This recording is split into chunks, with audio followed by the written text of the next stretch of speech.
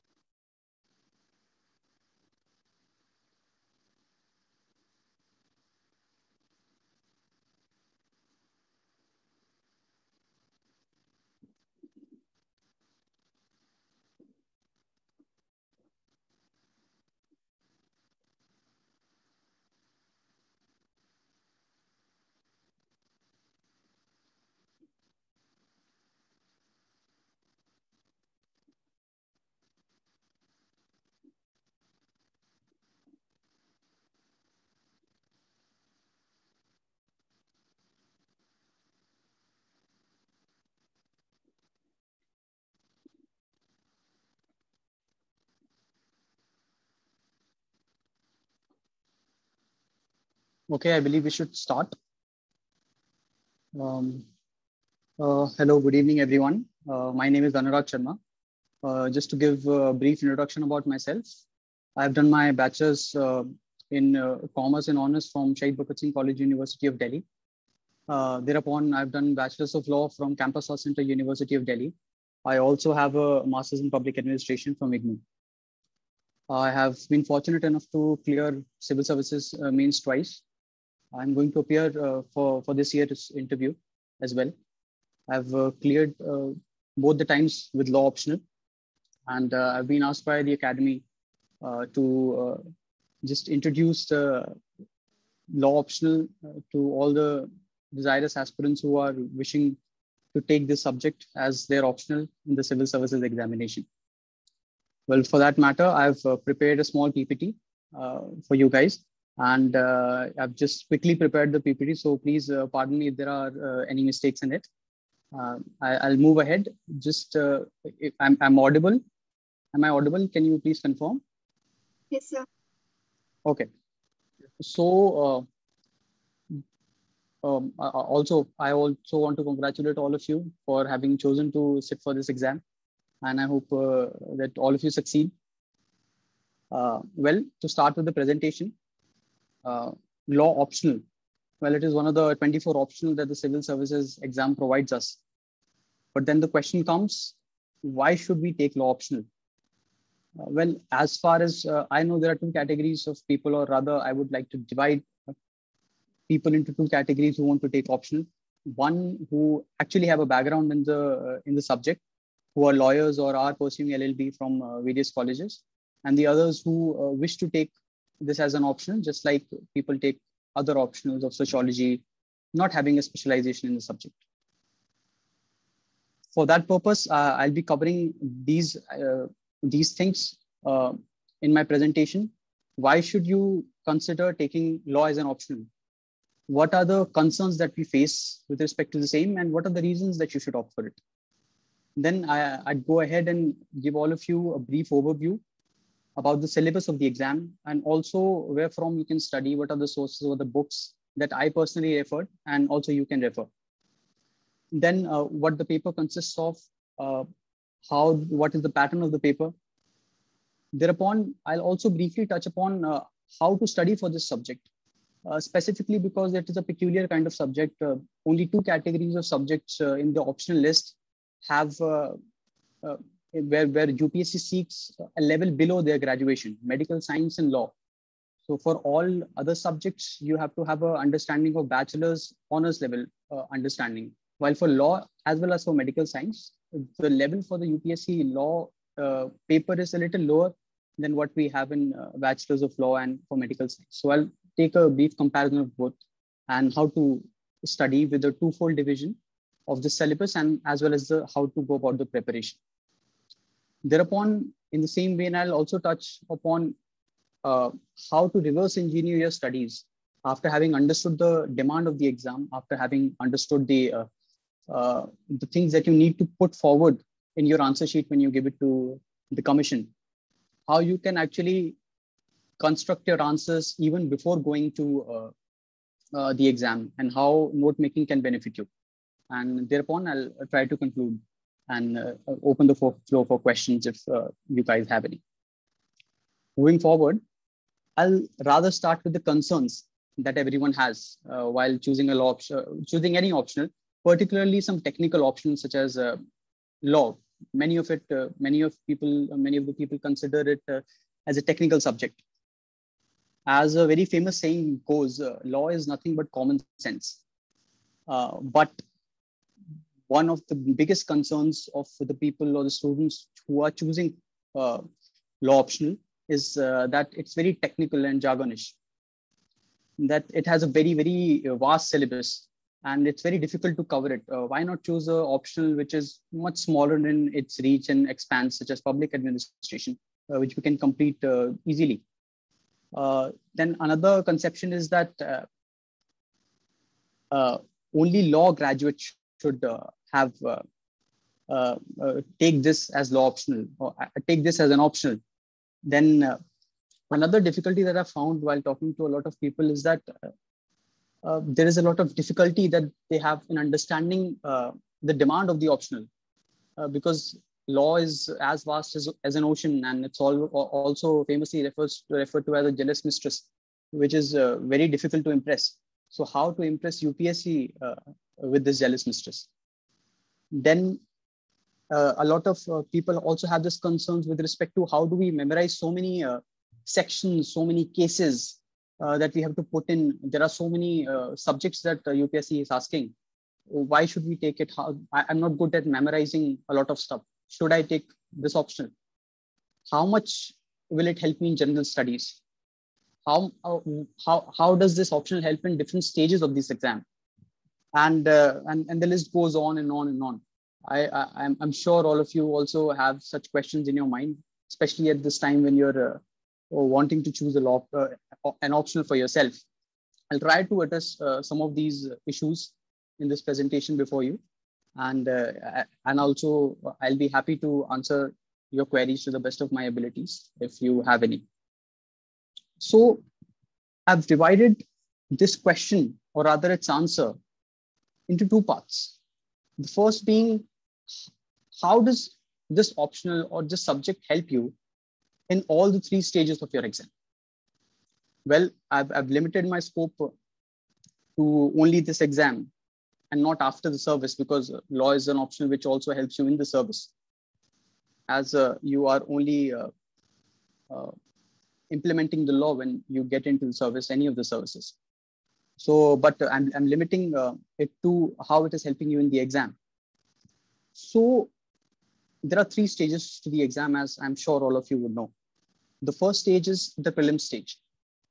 So at prelim stage, as we all know, we have MCQ based questions, wherein there are various questions that are asked by the commission, varying differently and vastly across the spectrum. Now at prelim stage, you must have noticed, if you have referred to the previous year question papers, there are various questions, and UPSC is a master at playing with words. Well, if you study law, if you have a good grasp of the subject of law, you are in a way trained to look at the intricacies of the words that are being used. So the words such as like so and so only, if, and these kind of things are used in the prelims exam. Now, when you study law, you develop an attention to detail for these kind of words, these kind of phrases, and these kind of catches that you have to develop a hang of when you're appearing for the prelims exam. Another benefit of this option for the prelims stage would also be when you're interpreting words in the prelims examination, so as to negate and reach to an answer.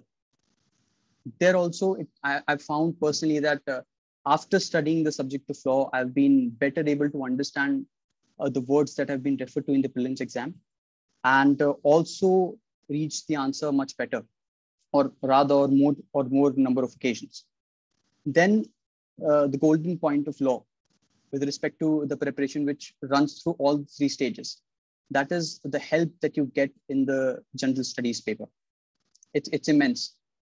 It covers almost all of your polity, the international bodies, and the current affairs, legal current affairs that you have to read, or you generally read while reading the subject. Really helps you in the prelim stage per se. Then comes the main stage. That is the main area of the subject, how it helps you. It helps you in all GS4 subjects. It also, as I've mentioned before, entirely covers GS paper 2, which consists of polity, governance, international relations, international institutions. But where I want to emphasize is the help that it gets you, the help that it gives you in your answer writing. Well, while you are preparing for the subject, in the course of the reading of the subject, you have to invariably go through various judgments, read various judgments, and that is where you develop a hang of addressing an issue. How the honorable judges read the case, how they first of all list facts before addressing the issues or the intricacies of the case, how they point out the main issue or the legal issue in the case, then how they give reasoning for that issue, and thereupon how they conclude their arguments by rationally justifying their stand. I believe this very aspect of reading cases, reading judgments, and reading law, and specifically reasoning of the law, really helps you in the mains exam, not just in your law optional paper, that is the law paper, but also in all other areas. And not to mention, or not to forget rather, the paper of essay, which has 250 marks in itself. Every year you can pick up the paper and see that without fail, there is a question which you can almost entirely answer from your understanding of law. Then comes the third stage, that is the personality test. There, when you have studied law, this is my personal experience. I'm speaking from my personal experience here.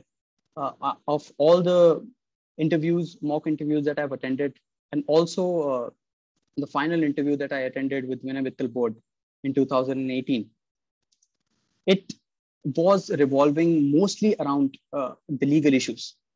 And the reason I believe is very simple, because at any point of time, and for anything that is there in the country or the current events, there is a legal aspect to it. And when there is a legal aspect, the board always expects you to know the legal details of it, the intricacies of it, the points of law concerning it, and thereupon would definitely have a conversation with respect to the same and expect you to know these aspects. So in a way, it also becomes predictable to that extent that they are going to ask such questions.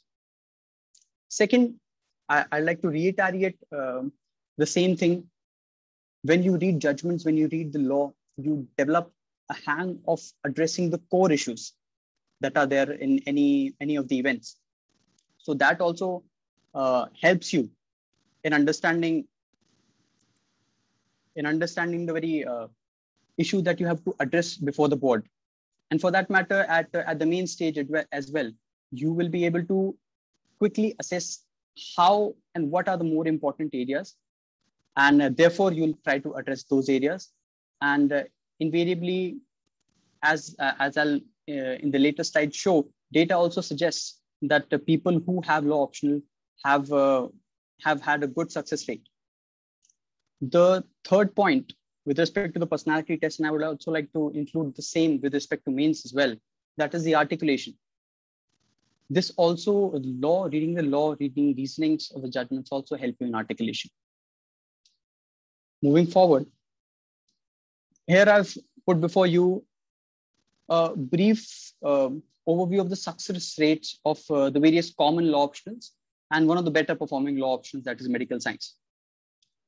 I've taken only the optionals that are generally more popular, and people who are inclined towards taking law would prefer, such as public administration or political science.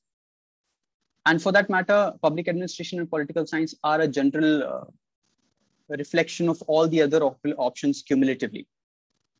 So if you look at the data before you, if you look at 2017, law has 14.1% success rate. And this data is with respect to more than 300 students. All of these options have more than 300 students. Law and medical science just above 300 students, and PubAd and Pol Science near about 1,000 students. So law, if you could look from 2014 to 2017, from 24.3%, 17.1%, with a minor blip in 2016 of 5.2%, to 2017, 14.1%. If you compare this data with public administration, political science, or for that matter, any other law optional apart from medical science, you will find that law is a better performing optional as compared to its peers or any other options. Rather, I would say these are the only two options, that is law and medical science, who have shown consistency over a period of time with respect to success rates. Well, it could be for various reasons, but I'm only stating the fact here with respect to the success ratio. It is, apart from one minor blip in 2016, it is much more as compared to other options. So this is my point number 2, why you should consider taking law option, because of the success rate and also the previous reasons mentioned with respect to how it helps you in general studies and all the 3 stages of the exam. Well, therefore, now addressing the 2 main issues of success rate and also of how this optional helps you in other stages of the exam and other subjects of the exam, I would want to move towards the syllabus of the paper. Well, I understand many of you might be lawyers, or many of you might be law graduates or pursuing law. And after reading the syllabus, especially the part 2 of the paper 2 of the syllabus, you must be feeling that it's just too much. It's just too much of a syllabus. It's just too vast. How can I read so many laws? How can I remember so many sections? And how can UPSC expect us to know all these laws? How do we prepare it? For this matter, I would like to share my personal strategy with you, which I've followed. And in 2017, if I want to share with you my marks and the marks of the toppers, 2017, the topper in law was Soumya Sharma, ranked 9. She scored a 287 in law, 144 in paper 1 and 143 in paper 2 of law. The second topper was Neha Jain, I think ranked 14. She scored a 283 cumulative. I scored the same marks, 283, 144 and 139 in law paper 1 and 2. And I tried to prepare the optional in a quick succession within a period of a few months. So I'll try to share with you how I looked at the syllabus and how you can also go about it to minimize the burden of the excessive syllabus that when we look at the syllabus, it looks like. So as we know, the paper is divided into, rather the subject is divided into 2 papers. Paper 1, which has 2 parts. The first being constitutional and administrative law. The second part being public international law for a majority of it. And also the last 4 to 5 points for international bodies, the United Nations, UNHCR, and all that other international bodies that we have. The law paper 2 consists of primarily 2 parts. The first part being the Indian Penal Code, the majority of it. TOTS, the Prevention of Corruption Act that I've taken the liberty of writing as PCA for the scarcity of space. POCRA, that is Prevention of Civil Rights Act, plea bargaining, which is the only part of procedural law that is there in our syllabus, as opposed to what we see in judiciary. Part 2 of the syllabus, which is very gigantic, consists of law of contracts, mercantile law, and so for the sake of brevity, I've only written contemporary legal development. But we all know, if you've read the syllabus, it's just too huge to even write. Arbitration, conciliation, intellectual property rights, cyber law, environmental law, public interest litigation, and the list goes on. So how to go about it? Well, before that, I'd like to refer to the pattern of the paper, and I'll just quickly breeze through this because I believe most of you would have seen the previous year papers. And if at the end of the session you have any questions with respect to the pattern, I'll be happy to answer. So I'll just quickly breeze through this. So there are 2 papers, as I've already mentioned. Each would have 8 questions. 1 number question and 5 number question are compulsory. 1 is in part A. The 5th question is in part B. Then you have to attempt 5 questions in total. And you have to attempt 3 from one section and 2 from one section. That is a compulsion that you have. Okay. So the next question that comes is, okay, we have seen the syllabus, it's very big.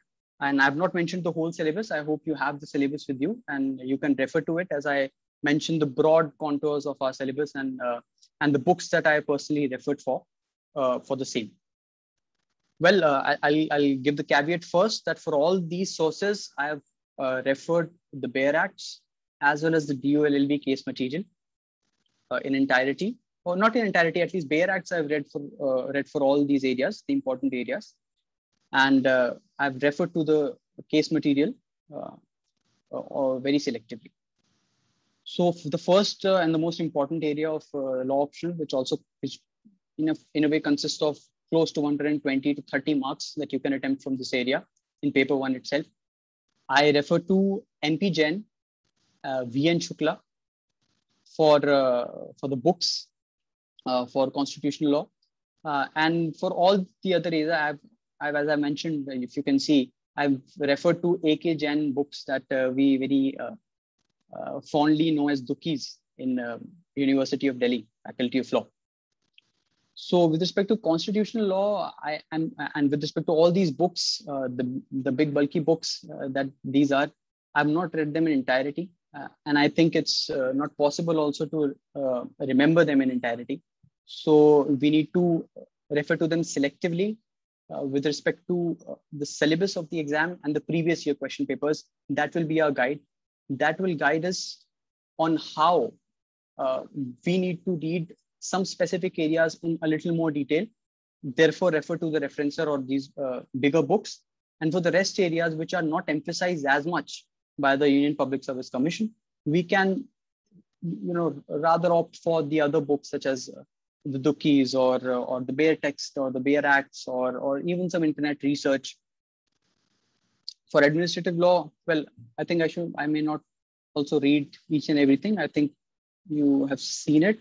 Administrative law for IPMSC and AK Jain, very selectively IPMSC for majorly for this natural rights or rather principles of natural justice and administrative discretion, delegated legislation, to major areas that are there. I referred to IPMSC and generally I took a more detailed reading of the Dukis.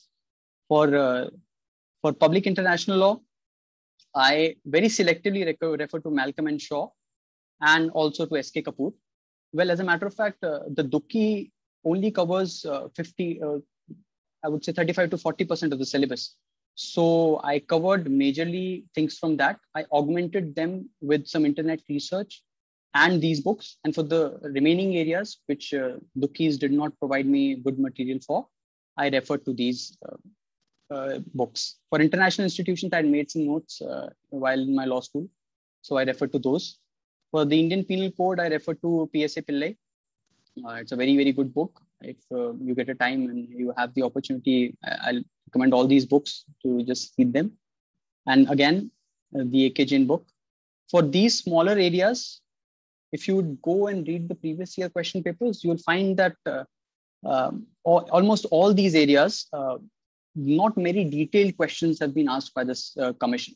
So you need not go into the details of the Prevention of Corruption Act or POCRA, even some of the major important sections. If you are able to do some basic 3-4 cases with respect to these, if you're able to, note down, that will be more than enough. You can always augment it by internet research. With respect to tort, I primarily refer to here the AK Jain books and supplemented them with Bangia.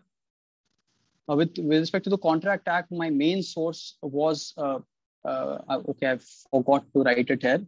My main source rather was the Bare Acts only. I tried to memorize especially 1 to 75 sections of the Contract Act. Those are very important. And also the case material. That were my primary source. And I referred to these two sources as well, very selectively. For mercantile law, only AK Jain books came to my rescue. And that is what I've referred to. And with obviously a keen focus on the Bare Acts and some internet research. Now comes the major important part with respect to the contemporary legal developments. Now, with respect to this area, I believe the cost is very huge and the benefits that you are going to derive from studying this part of the syllabus is very high. Or rather, the benefit is comparatively low in terms of time that you will have to give it to cover extensively these areas.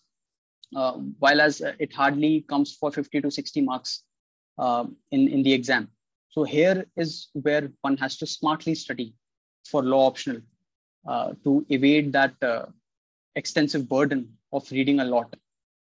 I'll tell you what my strategy is in the next few slides for this particular area.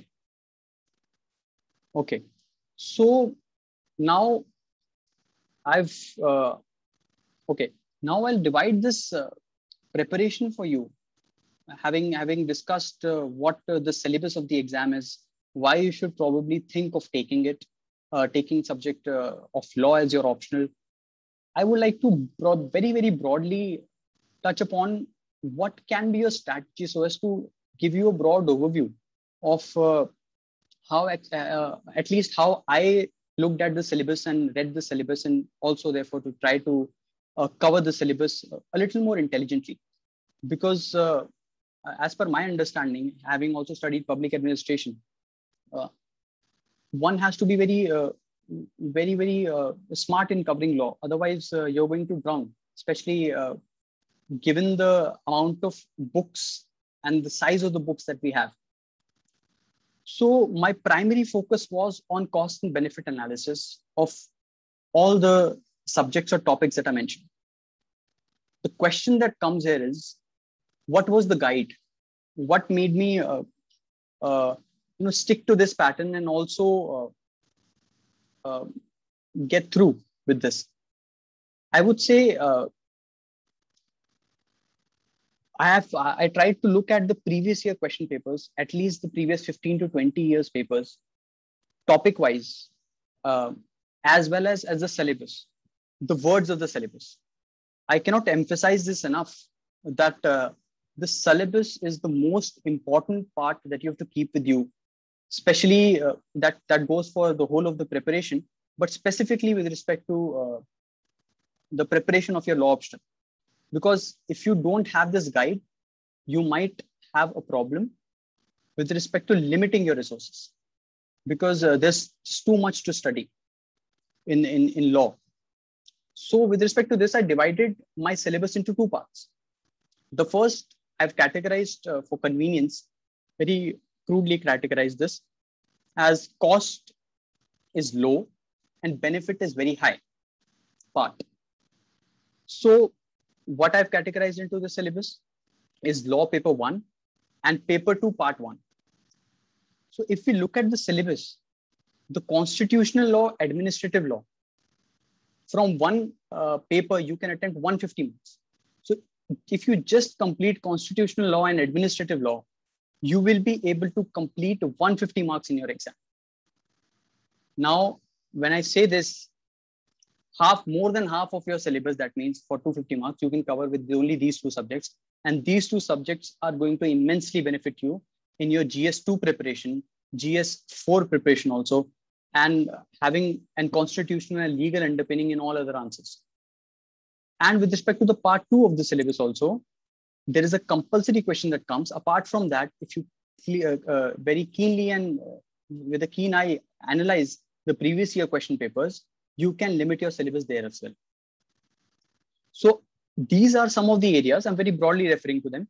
These are some of the areas that you can, per question, study less and get more marks. Similarly, there are some areas which I've categorized as cost is very high, but benefit is very low areas for law.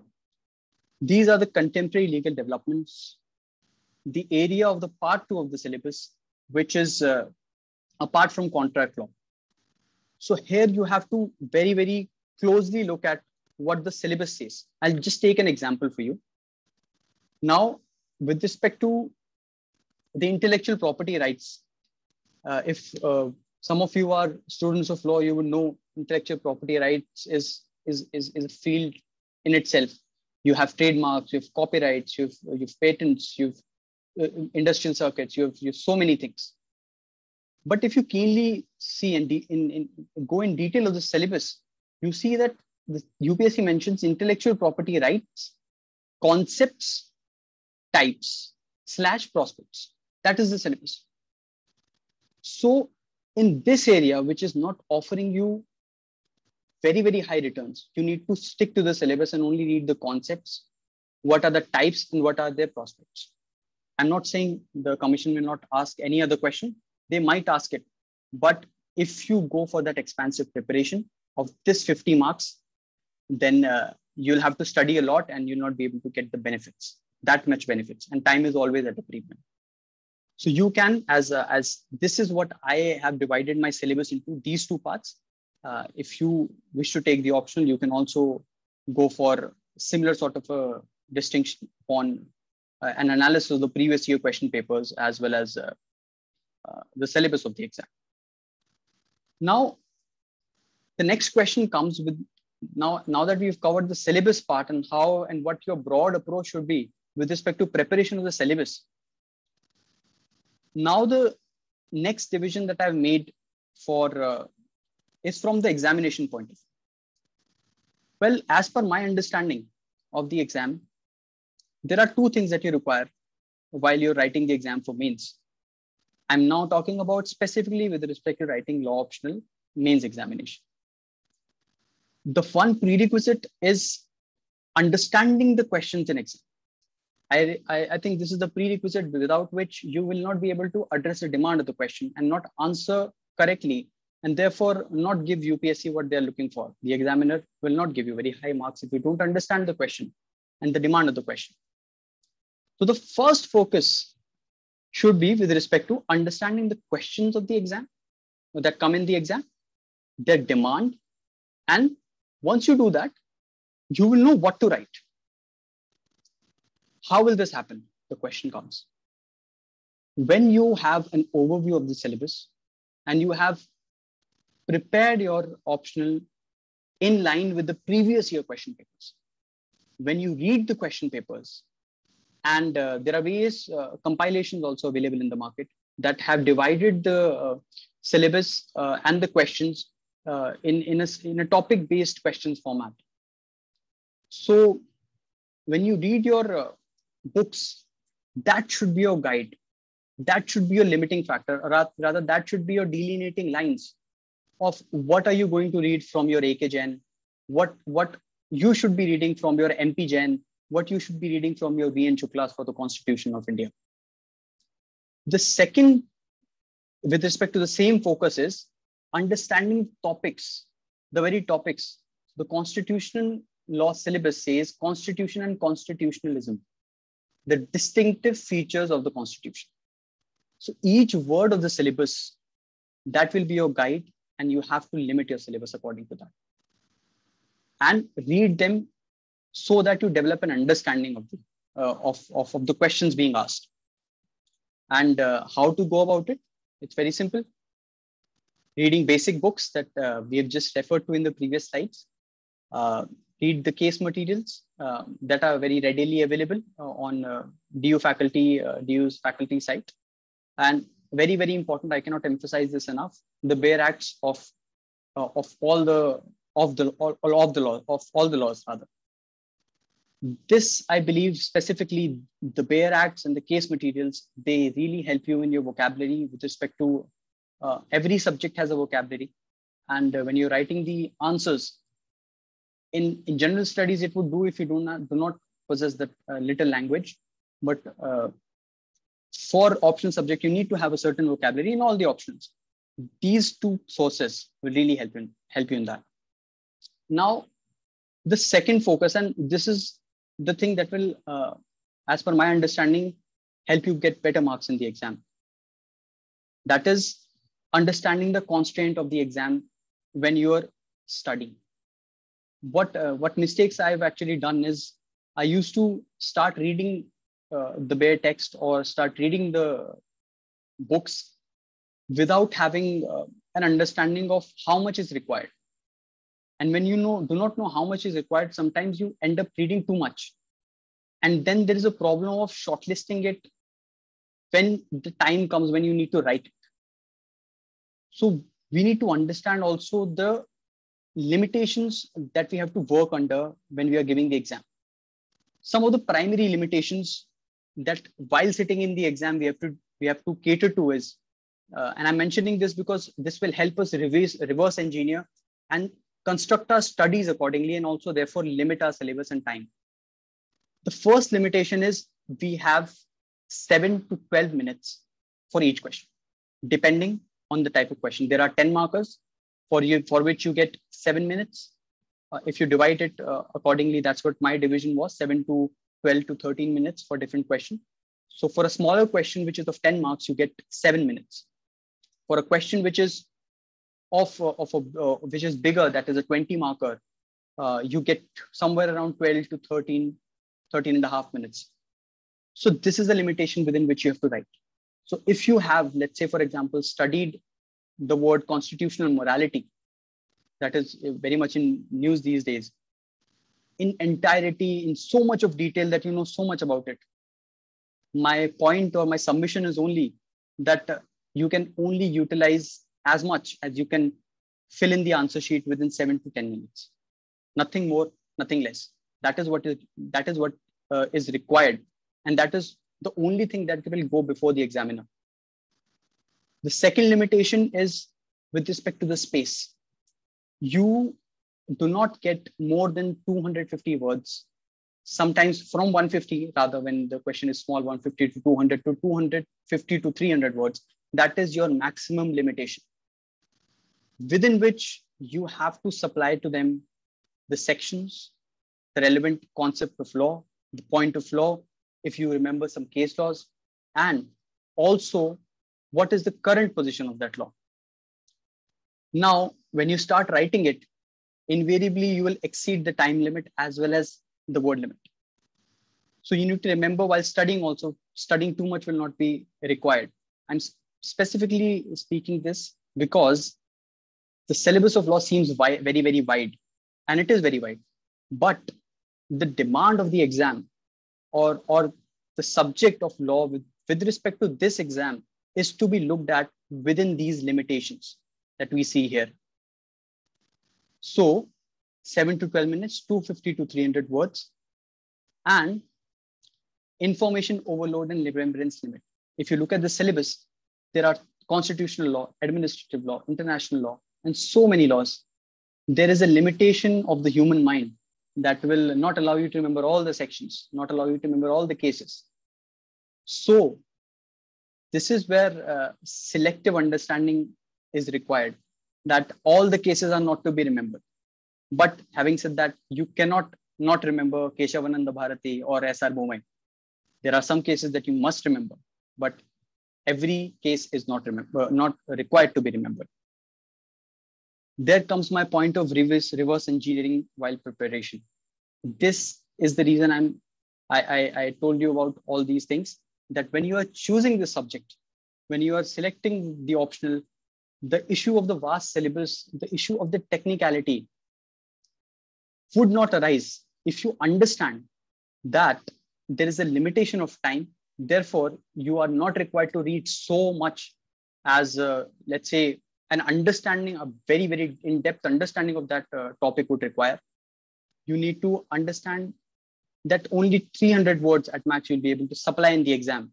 So while you're reading, your notes per topic that has been mentioned in the exam, in the syllabus, must be limited to those 200 to 300 words, and you should not go on and on when you're making notes.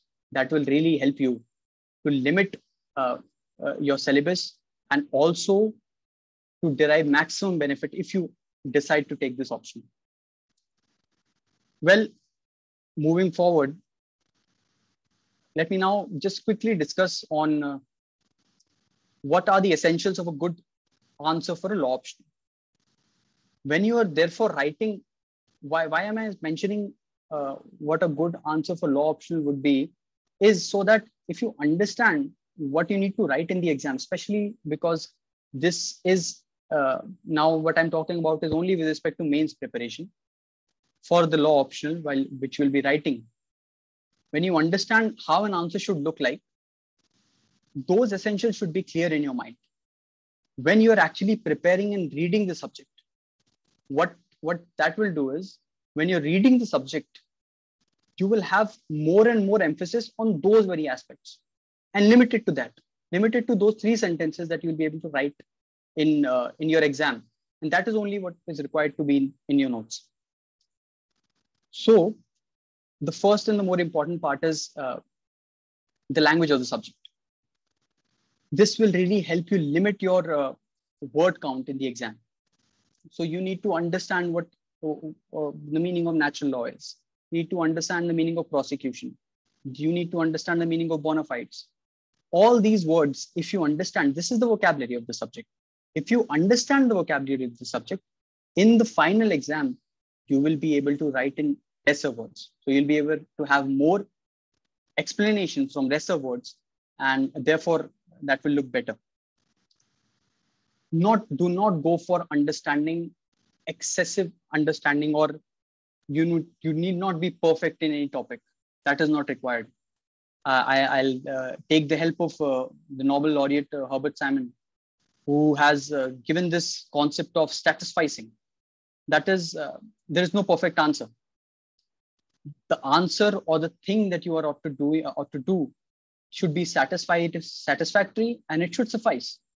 That is, it should satisfy the purpose and it should do its work. That is what is required.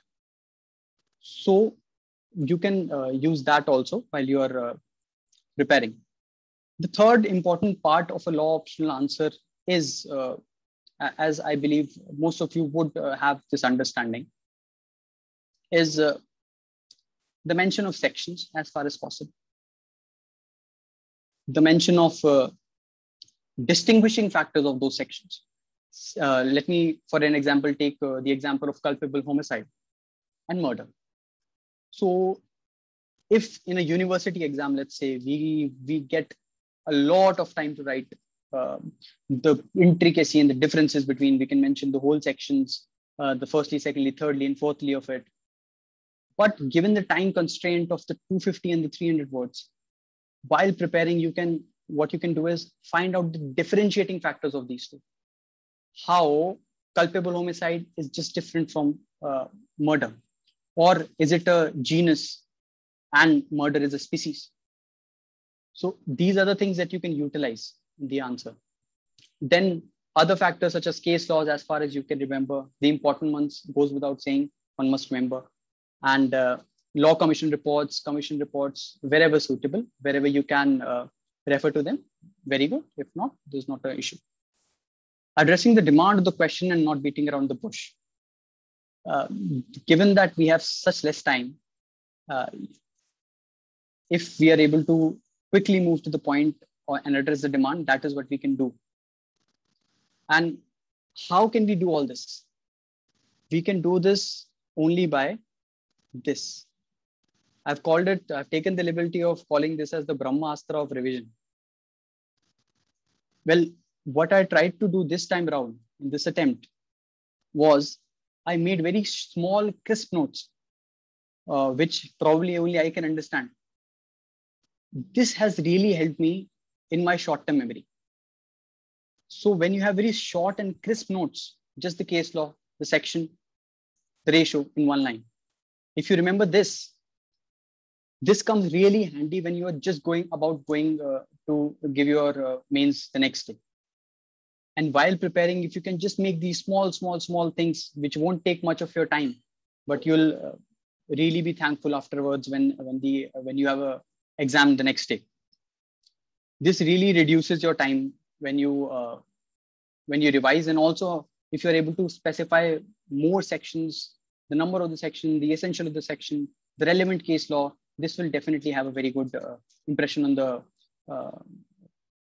evaluator, and your copy might also stand out.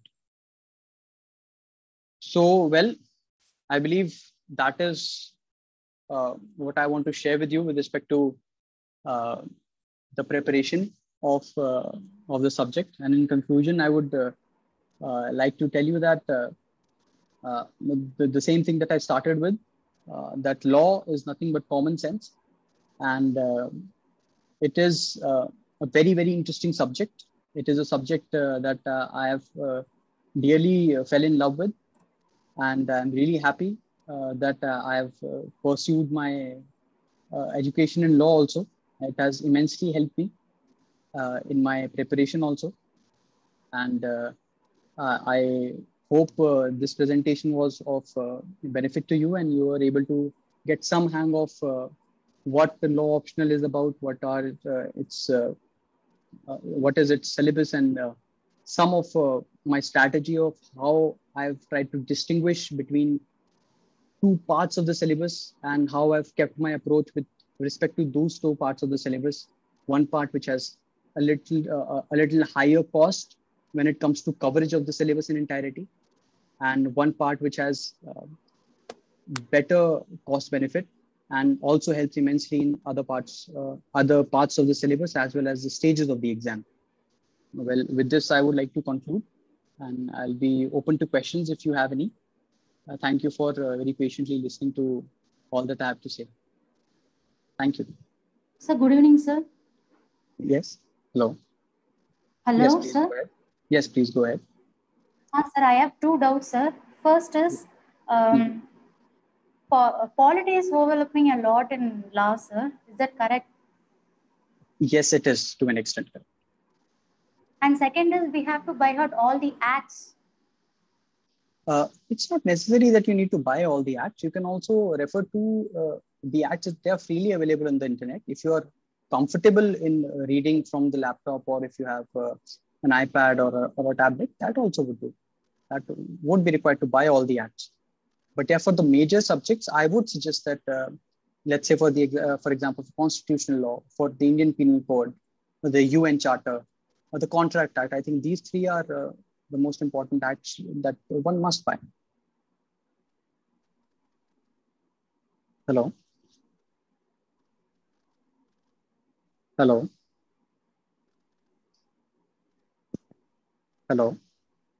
Sir, law subject is vast, sir. You're asking me, is law subject vast? Yes, sir. Is that vast portion? See, that's what there is one part of the syllabus which is very vast. If you, but at the same time, throughout my presentation, that is the reason my emphasis was on. It looks very vast, but you need to understand the demand of the exam with respect to the syllabus. So, what is required for the exam is not very vast, but when we look at the syllabus, that we feel it is very vast. So we need to be guided in our preparation, and our guide would be the previous year question papers as well as the syllabus. If we stick to that, it is doable, and it is not a very vast subject. It looks very vast. Have I answered the question? Sir, we need to read all the articles and amendments, sir? No. It's just, that's what I'm saying. It's just too vast to read everything. You need to restrict your studies to the questions that have been asked. If you take this previous year question papers, you will be easily able to understand which are the areas that the commission emphasizes upon.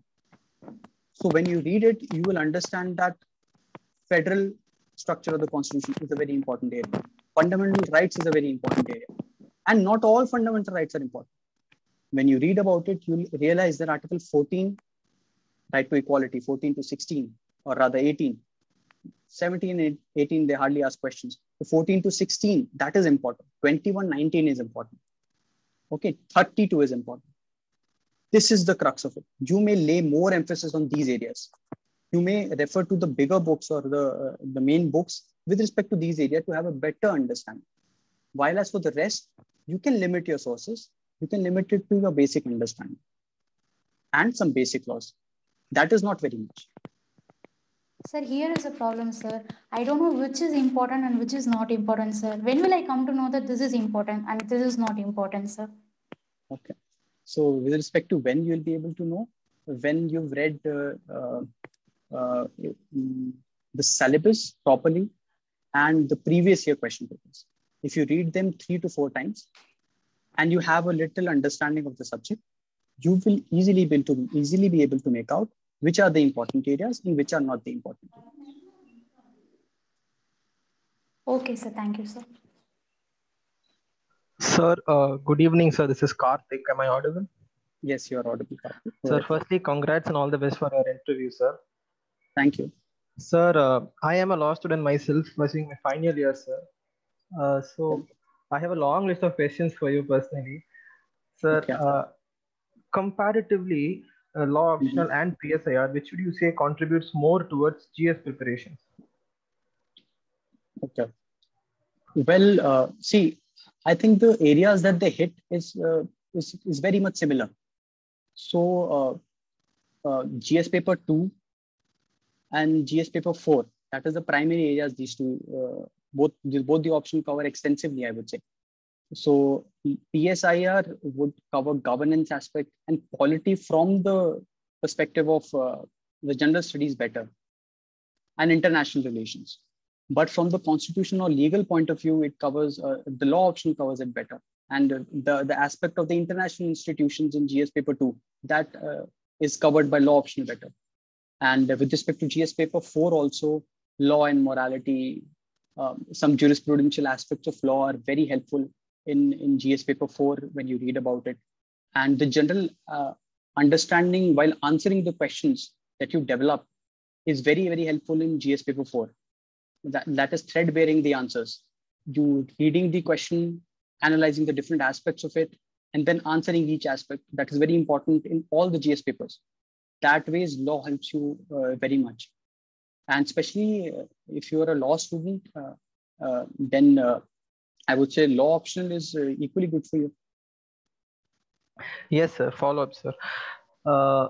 Where did you find your guidance for preparing law optional? I first of all find it rather bold on your part to choose law optional. I guess you had no guidance whatsoever while preparing for the exam. No, I had no guidance, and I found my guidance in the previous year question papers and the syllabus only. Why did you rather not choose a rather easy one? You know, PSIR is more appalling or, you know, appealing for a law student.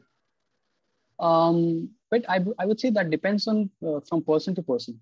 If someone finds that thing more interesting and you can sit for more hours reading that subject, that is something that you can go for. Personally, for me, when I read the subject of law, I even without preparing it fully opted for it because I found it very interesting.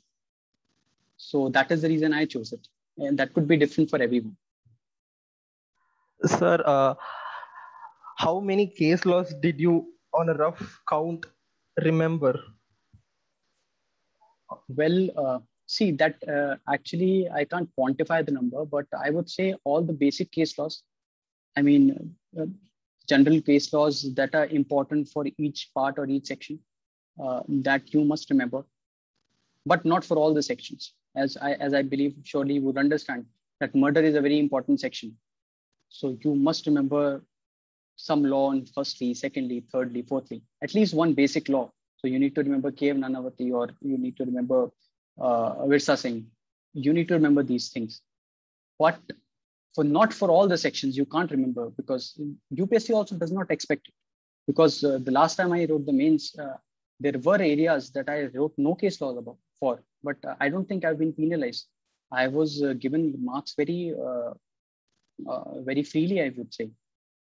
So they don't penalize you for not writing case laws, but you need to know the law point. And you can always use illustrations if you do not have a case law. You can use examples. You can use the sections, the essentials, the current point of law, and then conclude it.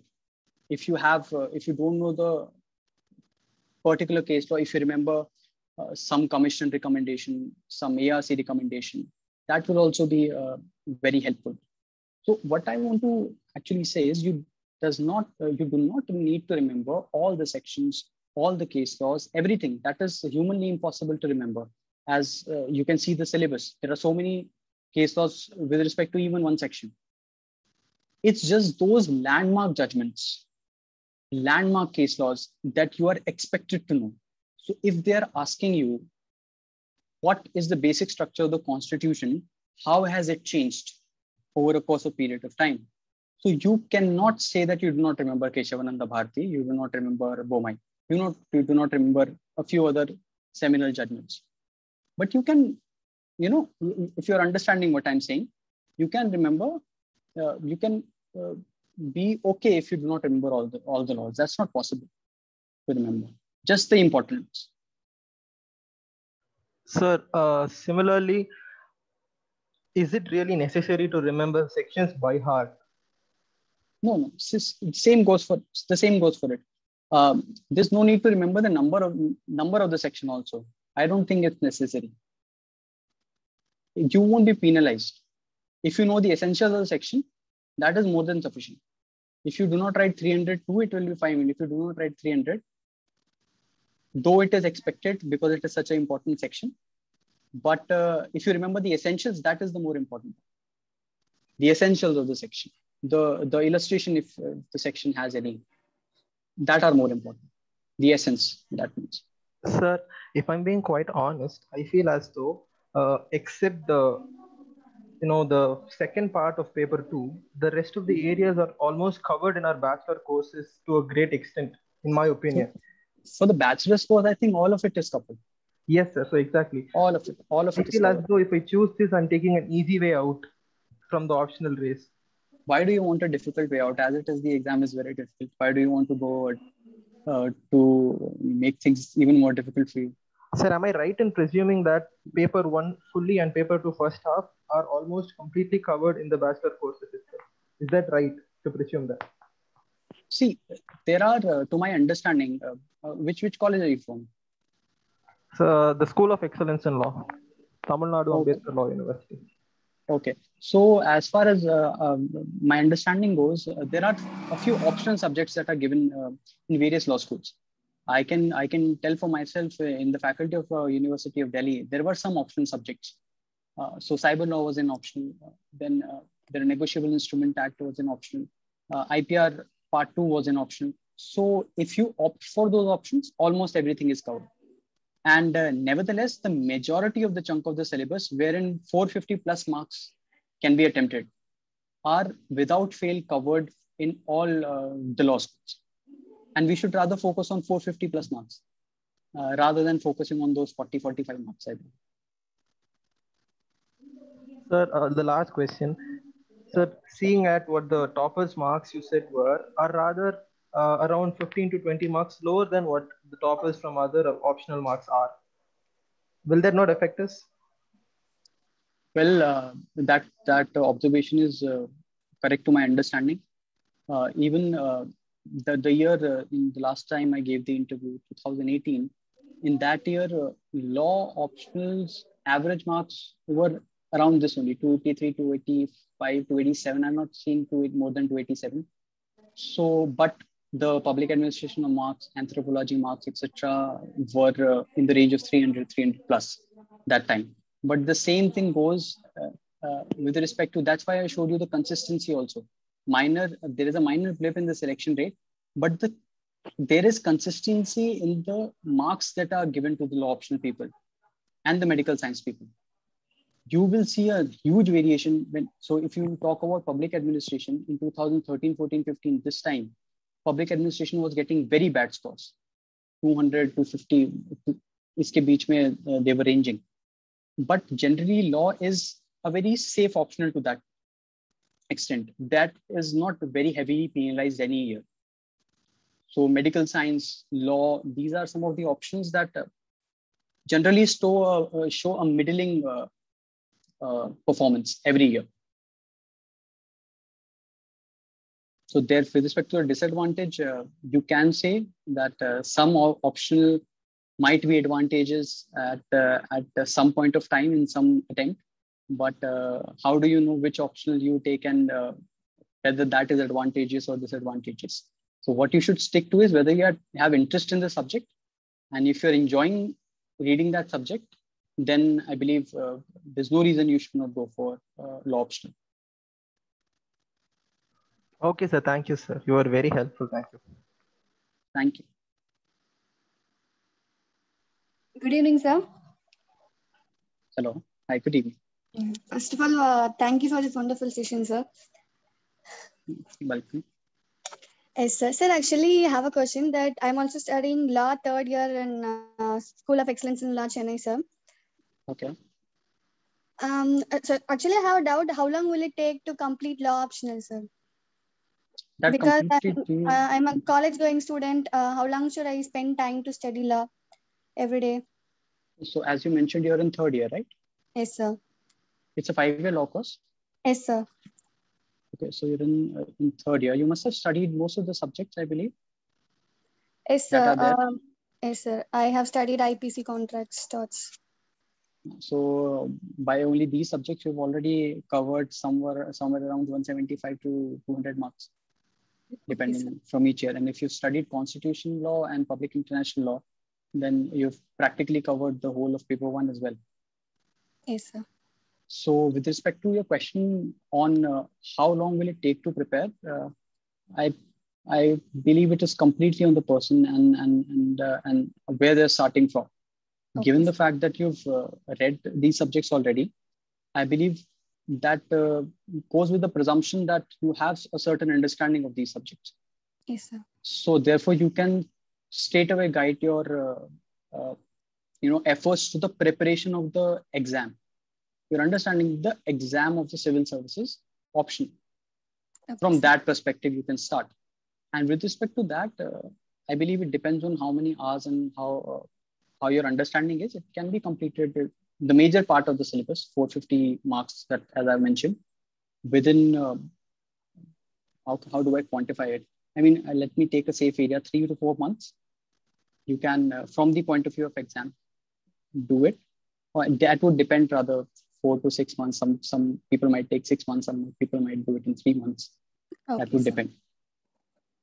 Okay, sir. Thank you, sir. Welcome. Sir, this is Karthik again. Sir, how long did you say was your preparation time for optionals? Well, I shift to law optional in 2017 while I filled the form, and I had not prepared the paper then. I had not prepared the optional till that time. And I was just starting with my graduation. So I had not read the subjects also. So I prepared in that attempt, I prepared the optional after my prelims. That was a mistake on my part. And I prepared it after the prelims, and I tried to do some strategically, so as to say, smart studies and prepare for the optional. And I completely dedicated 2.5 months of after my prelims to law optional. And I scored around 283 that year. Thereafter, I've been reading it. Sir, you spent only 2 months on it? That year. Okay. That year, I completed very selectively, I'm telling you. Very, very selectively. I did not read the whole books. You can say I prepared for it just like you would or anyone would prepare for a semester exam. Only sticking to the things that I believe can be asked in the exam. Thereafter, I've been studying for the option. So for respect of this attempt, I can't say how much time. Sir, did you give your attempt this year as law optional as well? Yes, yes. Okay. Yes, I did.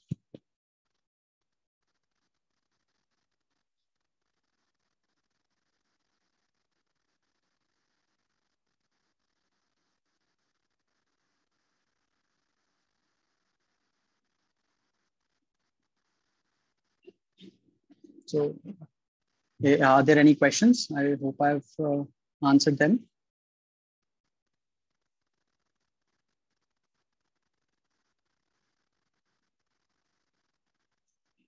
Well,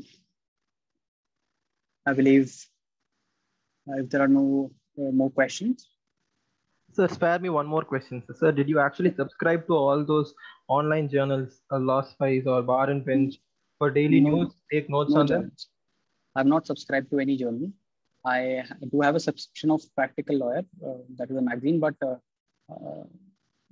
practically not referred for not referred that for the preparation.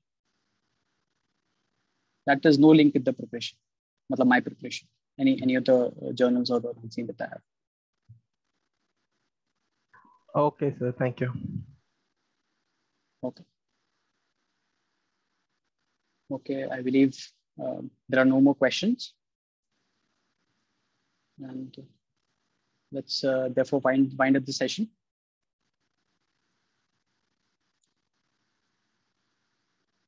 Okay. Okay, thank you so much, all of you, for patiently listening to this presentation. I hope, if not all, hopefully all of you will take this option and succeed and get through the exam within this attempt. I wish you all the best, and congratulations again for choosing to be preparing for this examination. I hope this presentation was of some use to all of you. Thank you so much. Thank you, sir.